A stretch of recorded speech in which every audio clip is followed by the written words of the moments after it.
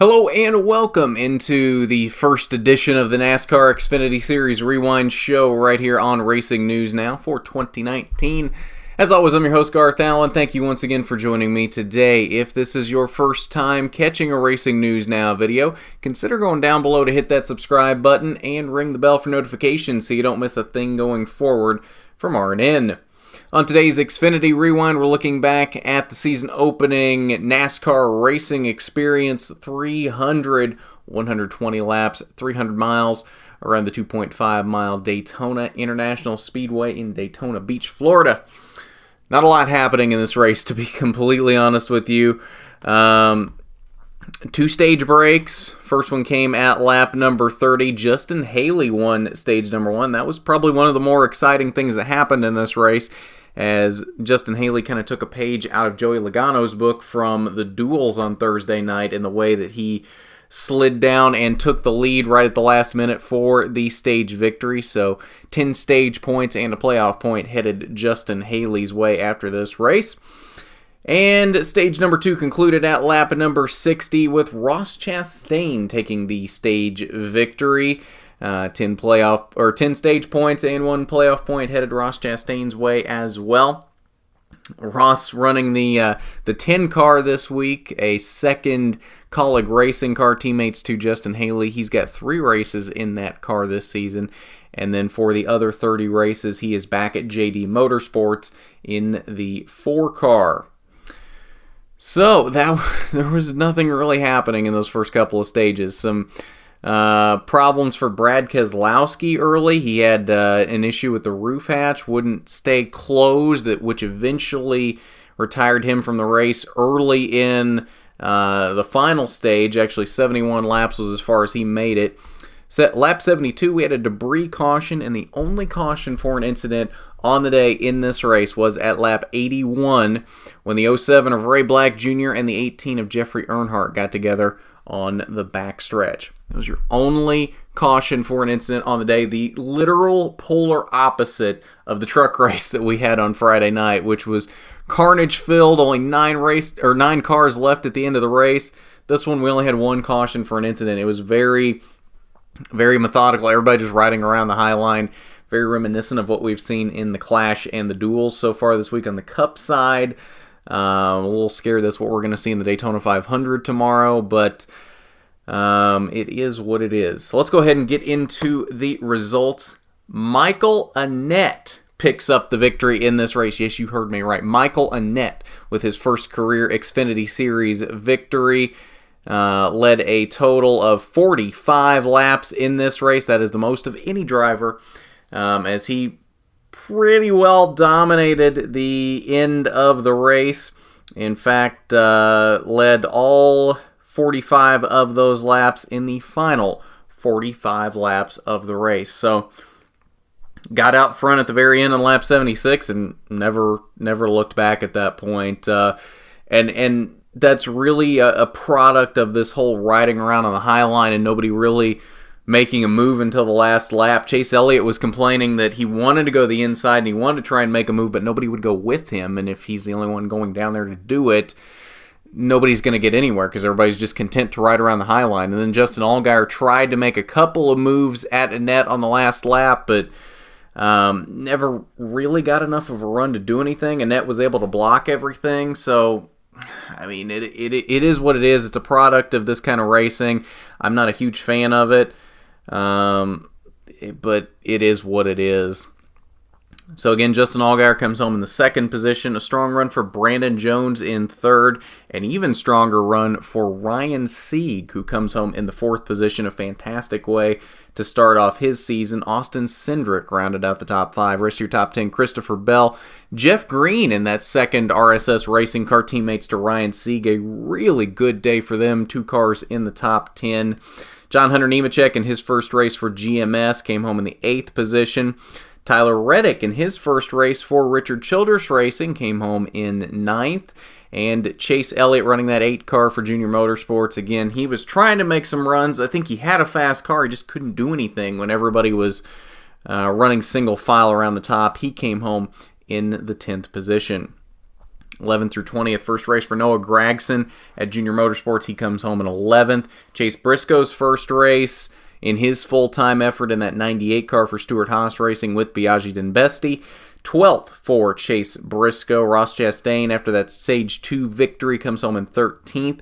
Cole Custer there in the 14th position. Jeffrey Earnhardt in his first race of that 9-race slate with Joe Gibbs Racing in the 18 car comes home in 15th, a strong run.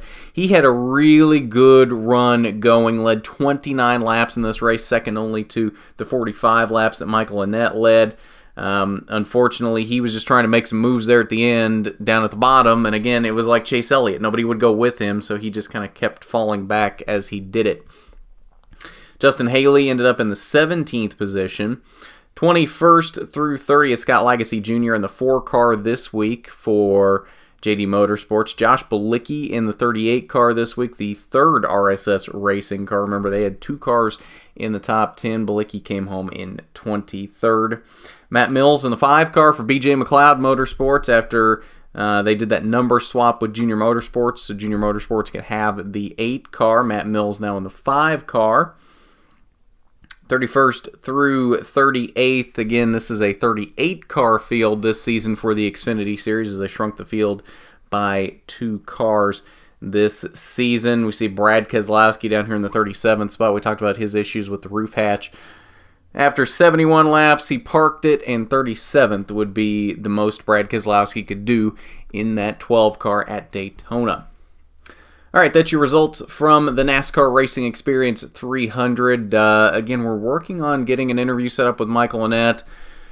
Haven't really gotten anywhere with that yet, unfortunately, but we're still trying. So if that does happen, it will go up in its own separate video. We're doing what we can. It's really hard when PR reps won't email you back at all. So we're doing what we can. So if that happens, it'll be its own video. But for now, we're going to head over to the Media Center. We'll see what Michael, Justin Allgaier, and Brandon Jones had to say after this one. Yeah, this is big. This was, a great way to come out of this track. Sometimes I've been on the tow hook, and sometimes I've been on a good end. So, great way to start our speed weeks, anyways. And Atlanta is a different animal than Daytona is for sure. So, I'm looking forward to seeing what our new crew chief Jeff Mendering can bring to the table for that track. I think that's really gonna help us out when we come back. A couple weeks. I wish I had a good answer for you.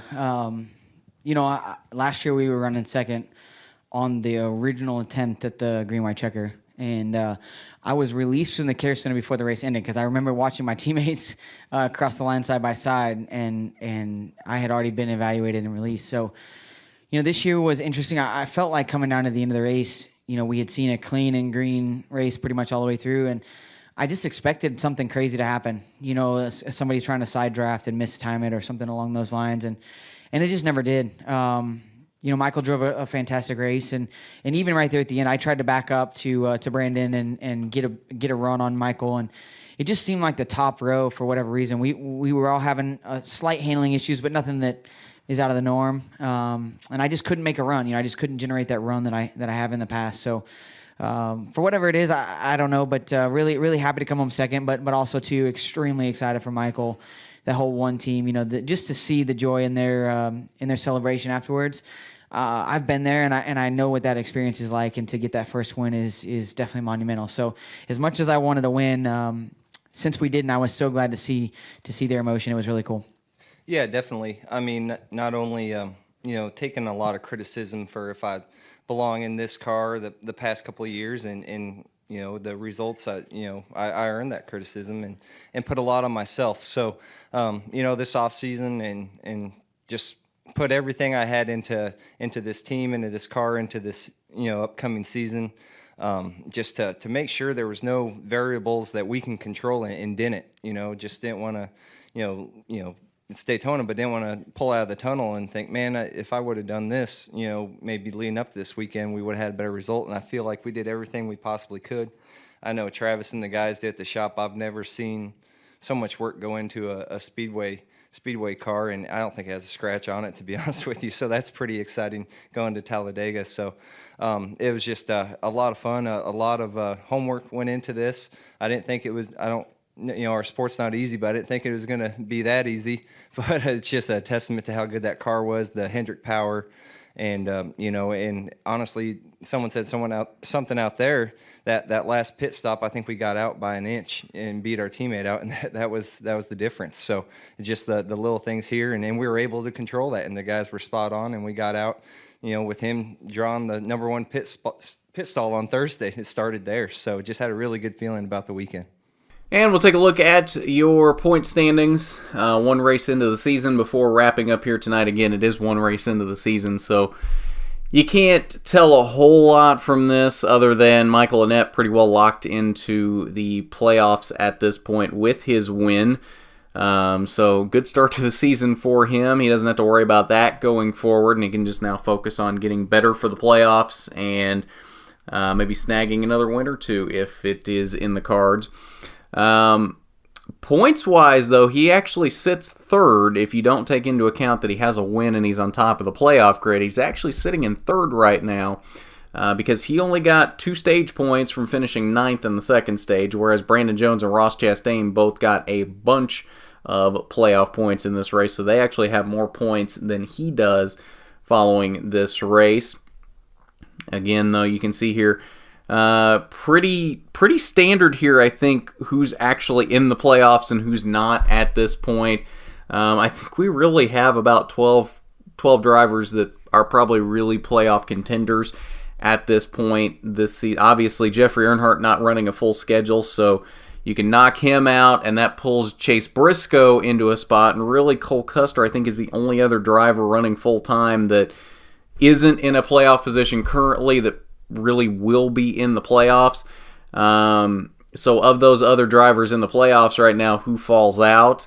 My guess, although I would love to see Ryan Sieg be in the playoffs, my guess is Cole Custer and Chase Briscoe replace him and Jeffrey Earnhardt in there, and that's your 12 drivers in the playoffs this year. It's weird to be able to say we've got our playoff drivers figured out after Daytona, but I think we do at this point. I think really we have a pretty solid 12 drivers here that are pretty clearly your playoff drivers. And I hate to say that because I would like to see some guys like Ryan Sieg and some of these other guys get into the playoffs, but I don't know. I think it's a pretty clearly defined line here who is a playoff driver this year and who isn't. So we will see going forward if that really is the case, but I think that that's how this shakes out at this point. But that's your point standings following race number 1 of the Xfinity Series season, the NASCAR Racing Experience 300 from the Daytona International Speedway, and I believe that will do it for us on this Xfinity Rewind show. Got a Cup Series preview coming up. It will premiere, I believe, at 10 a.m. tomorrow morning, so keep an eye out for that. It will be a premiere, so it will be kind of like a pseudo live video. You can there's a live chat that goes on with that. If you were there for the ARCA preview show for last weekend, you kind of know how that works, or if you've seen other channels do premieres, you kind of know how that works. So we'll be there, obviously, chatting it up with you in the live chat. If you have any questions throughout the show, you want to chat with us, we will be there to chat with you and keep you entertained. So that'll be 10 a.m. tomorrow, and then, of course, a Cup Rewind coming up tomorrow evening as well, following the Daytona 500 Pole Position. The first episode of Season 2 of Pole Position coming up Monday evening, 8 p.m. to kick off that and recap everything that happened for you this weekend. Then, of course, as I said, if we have a Michael Annett interview come up, it will show up somewhere once it gets done as its own video. In Austin Hill, the same way for the Truck Series. Like I said, it's just hard when PR reps won't even get back to you. So we're doing our best, but if they don't respond, there's not much I can do. We're trying, but it's very hard sometimes. So that'll do it for this Xfinity Rewind. If you haven't done it already, go down below, hit that subscribe button, ring the bell for notifications so you don't miss a thing going forward from R&N. While you're down there, why don't you hit that big thumbs up button if you like the video. It is much appreciated when you do that, and it helps us out so much when you do that. But at that, this has been the NASCAR Xfinity Series Rewind show. I'm Garth Allen for Racing News Now.